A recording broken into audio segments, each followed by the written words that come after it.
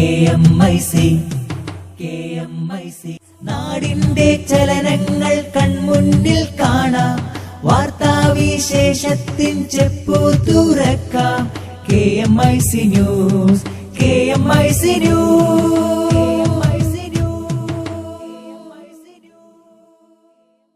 അസ്സലാമു അലൈക്കും വറഹ്മത്തുള്ളാഹി വബറകാതുഹു.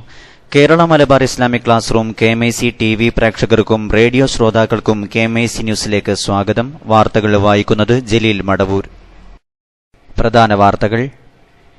മോദി സർക്കാരിന്റെ മുസ്ലിം വിരുദ്ധ സമീപനങ്ങളിൽ ആശങ്ക രേഖപ്പെടുത്തി സൂഫി സമ്മേളനം സമാപിച്ചു. സൂഫിസം ഹൃദയശുദ്ധീകരണ പ്രസ്ഥാനമെന്ന് കാന്തപുരം AP അബൂബക്കർ മുസ്ലിയാർ. കുടിവെള്ള വിതരണവും സൌജന്യ അരി വിതരണവും ഉൾപ്പെടെ തടഞ്ഞ മുഖ്യ തെരഞ്ഞെടുപ്പ് ഓഫീസറുടെ നടപടിക്കെതിരെ സംസ്ഥാന സർക്കാർ. KPCC പ്രസിഡന്റ് VM സുധീരൻ തുറന്ന പോരിന് സർക്കാരിനയച്ച കത്തുകൾ സുധീരൻ പുറത്തുവിട്ടു. കൊച്ചി മെട്രോയുടെ രണ്ടാംഘട്ട പരീക്ഷണ ഓട്ടം വിജയകരം.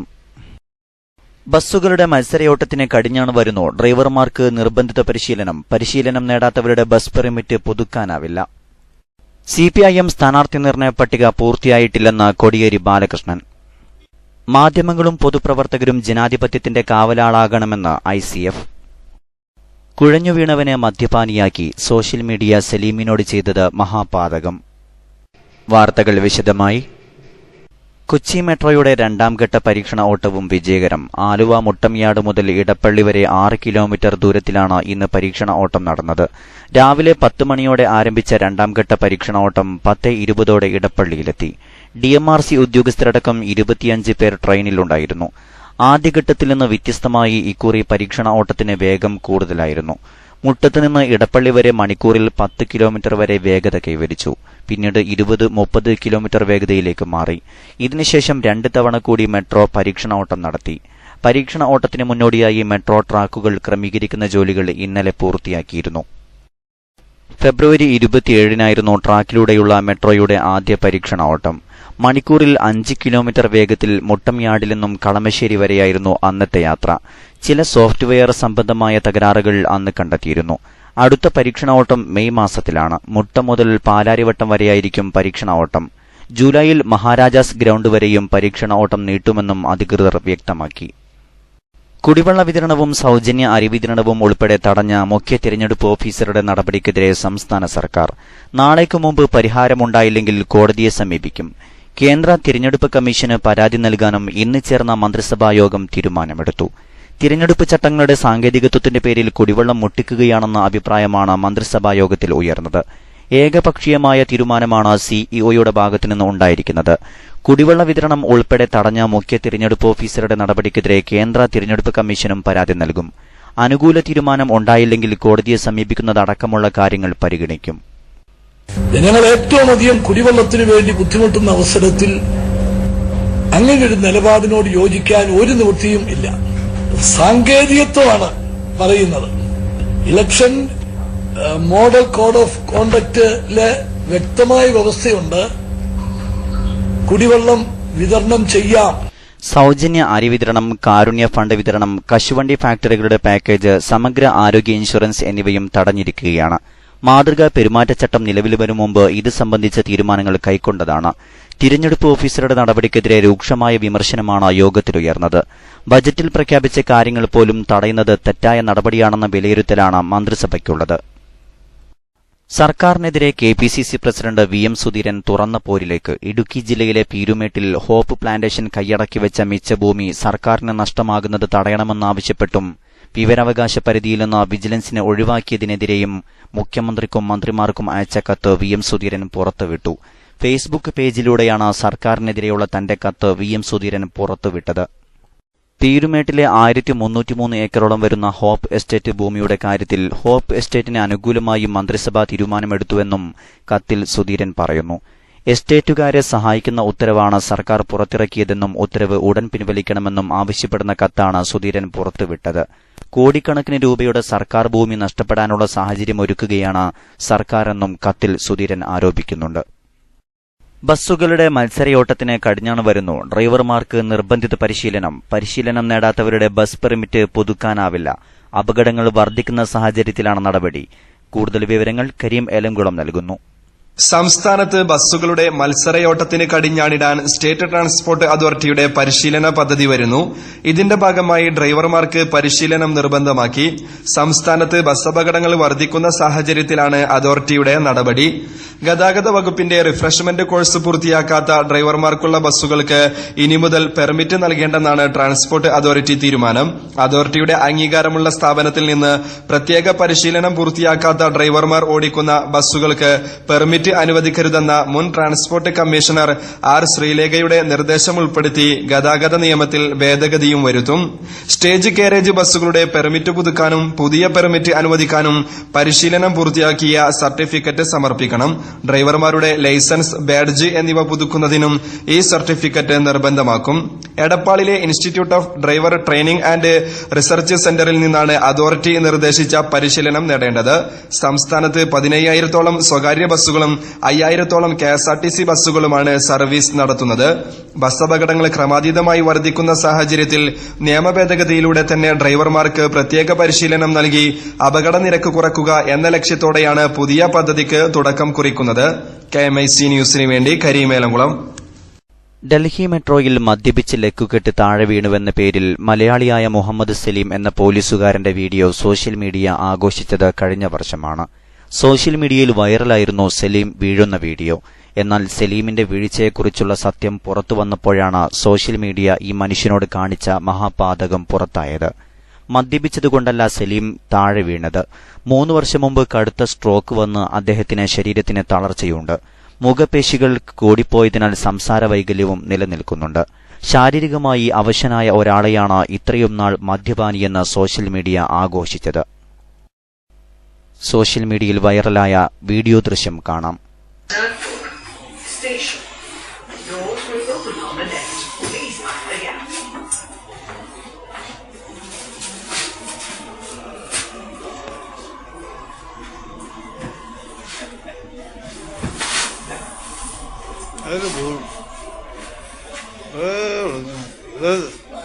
मोबाइल हटा देना, खुलेगा दरवाजा, मोबाइल हटा देना। कोई बात नहीं, कोई नहीं. 2015 ഓഗസ്റ്റ് 19 സലീം ഡൽഹി മെട്രോയിൽ കുഴഞ്ഞു വീണത്. വീഡിയോ വൈറലായതിനെ തുടർന്ന് അദ്ദേഹത്തെ സസ്പെൻഡ് ചെയ്തിരുന്നു. അന്ന് കമ്മീഷണറായിരുന്ന BS ബസ്സിയോട് താൻ മദ്യപാനിയല്ല, ശാരീരിക അവശത മൂലമാണ് വീണതെന്ന് പറഞ്ഞിരുന്നെങ്കിലും അദ്ദേഹം ചെവിക്കൊണ്ടിരുന്നില്ല. തുടർന്ന് നടത്തിയ അന്വേഷണത്തിൽ സലീമിന്റെ ശാരീരിക പ്രശ്നങ്ങൾ ബോധ്യമായതിനെ തുടർന്ന് സസ്പെൻഷൻ പിൻവലിച്ചിരുന്നു. ദേശീയ മാധ്യമങ്ങളിലടക്കം സലീമിന്റെ സംഭവം വാർത്തയായിരുന്നു. പക്ഷേ നിരപരാധിത്വം തെളിയിച്ച് ജോലിയിൽ തിരിച്ചു കയറിയ കാര്യം അധികമാരും അറിഞ്ഞിട്ടില്ല. ഒരു മാധ്യമവും ഇത് റിപ്പോർട്ട് ചെയ്യാൻ തയ്യാറായിട്ടുമില്ല. നഷ്ടപ്പെട്ട അഭിമാനം വീണ്ടെടുക്കാൻ മാനനഷ്ട കേസ് ഫയൽ ചെയ്തിരിക്കുകയാണ് സലീം. CPIM സ്ഥാനാർത്ഥി നിർണയ പട്ടികയെക്കുറിച്ച് ചർച്ചകൾ നടന്നുകൊണ്ടിരിക്കുകയാണെന്ന് സംസ്ഥാന സെക്രട്ടറി കോടിയേരി ബാലകൃഷ്ണൻ പറഞ്ഞു. വിശദവിവരങ്ങൾ റഫീഖ് നരിക്കുനി നൽകുന്നു. CPIMന്റെ സ്ഥാനാർത്ഥി നിർണയം സംബന്ധിച്ച് പാർട്ടിയുടെ വിവിധ ഘടകങ്ങളിൽ ചർച്ച നടന്നുകൊണ്ടിരിക്കുകയാണെന്നും സ്ഥാനാർത്ഥി പട്ടികയ്ക്ക് ഇനിയും രൂപം കൊടുത്തു കഴിഞ്ഞിട്ടില്ലെന്നും CPIM സംസ്ഥാന സെക്രട്ടറി കോടിയേരി ബാലകൃഷ്ണൻ. CPIMന്റെ സ്ഥാനാർത്ഥികളെ തീരുമാനിക്കുന്നതിന് ചില നടപടിക്രമങ്ങളുണ്ട്. മണ്ഡലം കമ്മിറ്റിയും ബന്ധപ്പെട്ട ജില്ലാ കമ്മിറ്റിയും സ്ഥാനാർത്ഥികളെപ്പറ്റി ചർച്ച ചെയ്ത് രൂപീകരിച്ച അഭിപ്രായങ്ങൾ സംസ്ഥാന കമ്മിറ്റിയിൽ ചർച്ച ചെയ്ത ശേഷമാണ് സ്ഥാനാർത്ഥികളെ തീരുമാനിക്കുന്നതെന്നും കോടിയേരി ഫേസ്ബുക്ക് പോസ്റ്റിൽ പറയുന്നു. സംസ്ഥാന കമ്മിറ്റി അംഗീകരിച്ച സ്ഥാനാർത്ഥി ലിസ്റ്റിന് പോളിറ്റ് ബ്യൂറോവിന്റെ അനുമതി ലഭിക്കുമ്പോഴാണ് സ്ഥാനാർത്ഥികളെ പ്രഖ്യാപിക്കുക. ഈ നടപടിക്രമങ്ങൾ പൂർത്തീകരിച്ചാൽ മാത്രമേ സ്ഥാനാർത്ഥി ആരാണെന്ന് പറയാൻ സാധിക്കുകയുള്ളൂവെന്നും കോടിയേരി പറയുന്നു. ഇത് മനസ്സിലാക്കാതെ പാർട്ടിയിലെ വിവിധ ഘടകങ്ങൾ നടത്തുന്ന ചർച്ചകളെ വക്രീകരിച്ച് അവതരിപ്പിച്ചുകൊണ്ട് ഓരോ സ്ഥലത്തെ സ്ഥാനാർത്ഥികൾ ഇന്നവരാണെന്നും അല്ലെന്നും പറഞ്ഞുകൊണ്ടുള്ള വാർത്താവലോകനങ്ങൾ കുത്തക മാധ്യമങ്ങൾ സംഘടിപ്പിച്ചുകൊണ്ടിരിക്കുകയാണെന്നും അദ്ദേഹം ആരോപിക്കുന്നു.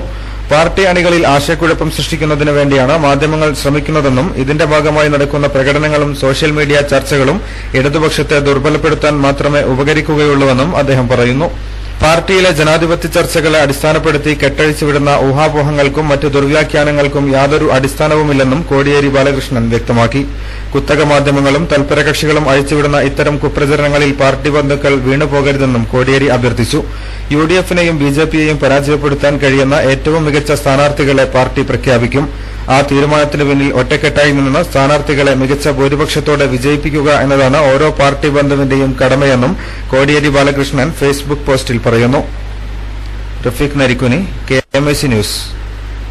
ഗൾഫ് വാർത്തകൾ. നാടിന്റെ ചലനങ്ങൾ കൺമുന്നിൽ കാണാം, വാർത്താവിശേഷത്തിൻ ചെപ്പു തുറക്കാം. KMIC news, KMIC news.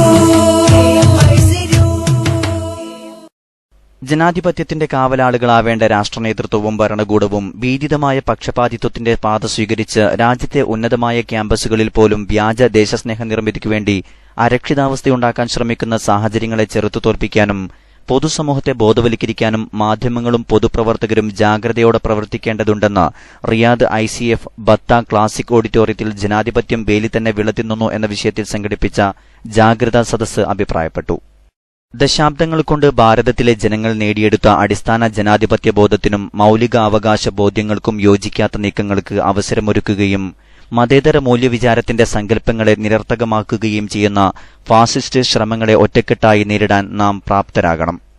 ജനങ്ങളുടെ പ്രതീക്ഷകൾക്കും പ്രത്യാശകൾക്കും ശബ്ദം നൽകാനുള്ള ശക്തമായ സ്തംഭമായാണ് ജനാധിപത്യത്തിലെ നാലാം തൂണായ മാധ്യമങ്ങൾ വർത്തിക്കേണ്ടത്.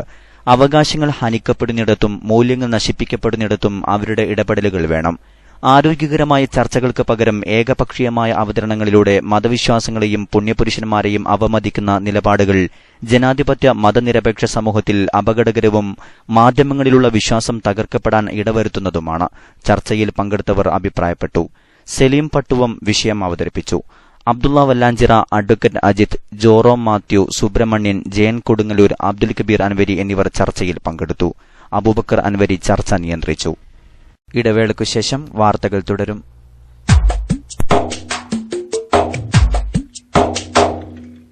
അറിവിനാഴക്കടലി താണ്ടി ആത്മീയ പ്രകാശമേ, അഖിലദേശ ഭാഷ പണ്ഡിതർക്കുമേലെ വാസമേ, ആയിരങ്ങൾ ആത്മതൃപ്തിയാലെ വാഴ്ത്തും നാമമേ, ആയിരങ്ങൾ ആത്മതൃപ്തിയാലെ വാഴ്ത്തും നാമമേ, AP അബൂബക്കർ ഉസ്താദ് എന്ന പുണ്യദീപമേ, അറിവിനാഴക്കടലി താണ്ടി ആത്മീയ പ്രകാശമേ, അഖിലദേശ ഭാഷ പണ്ഡിതർക്കുമേലെ വാസമേ.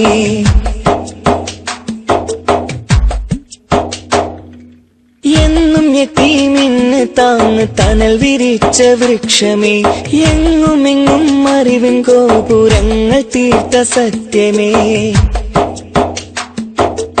എന്നും യതീമിന് താങ്ങ് തണൽ വിരിച്ച വൃക്ഷമേ, എങ്ങുമെങ്ങും അറിവിൻ ഗോപുരങ്ങൾ തീർത്ത സത്യമേ, ഭാരതമെങ്ങും ബഹുമാനരായുള്ള ഉസ്താദിൻ കർമ്മം വിരിഞ്ഞേ, ഭാരതമെങ്ങും ബഹുമാനരായുള്ള ഉസ്താദിൻ കർമ്മം വിരിഞ്ഞേ, ബാസുരമായൊരു ഭാവിക്കായി എന്നും കർമ്മപദങ്ങൾ തെളിഞ്ഞേ, കർമ്മപദങ്ങൾ തെളിഞ്ഞേ, അറിവിനാഴക്കടലി താണ്ടി ആത്മീയ പ്രകാശമേ, അഖിലദേശ ഭാഷ പണ്ഡിതർക്കുമേലെ വാസമേ.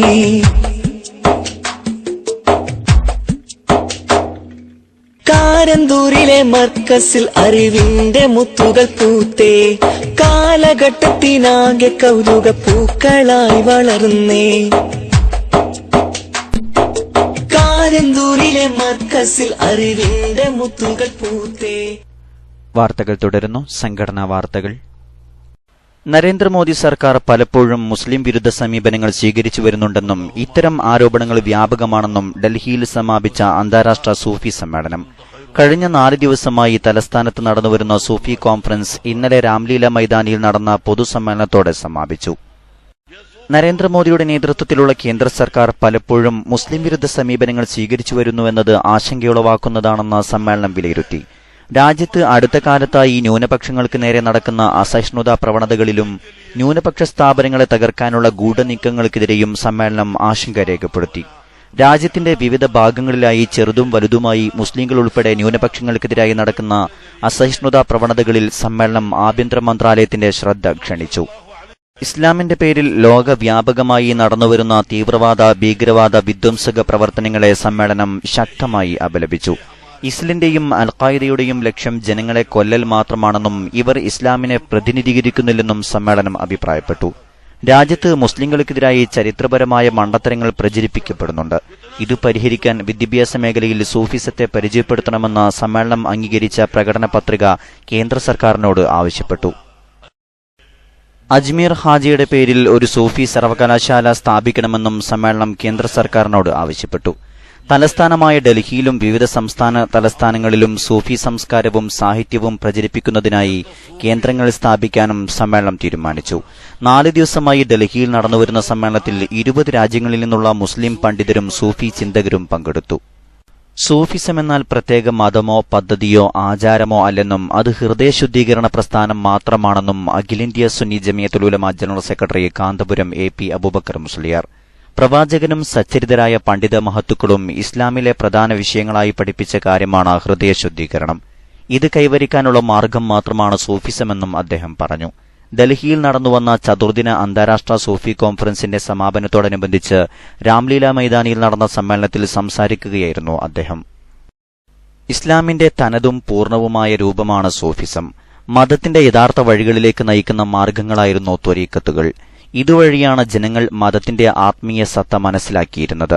ഇസ്ലാമിന്റെ പ്രചാരണത്തിലും വളർച്ചയിലും പ്രവാചകന്റെയും പിന്മുറക്കാരായ മഹാന്മാരുടെയും അമാനുഷികതകൾക്ക് നിർണായക സ്ഥാനമുണ്ടായിരുന്നു. ഇസ്ലാം ഒരിക്കലും വിദ്വേഷത്തെയോ വൈരാഗ്യത്തെയോ എതിർപ്പിനെയോ പ്രോത്സാഹിപ്പിച്ചിരുന്നില്ല. പകരം സഹവർത്തിത്വത്തിനും സഹായത്തിനും വിശുദ്ധ ഖുർആനിലൂടെ ആഹ്വാനം ചെയ്യുകയാണ്.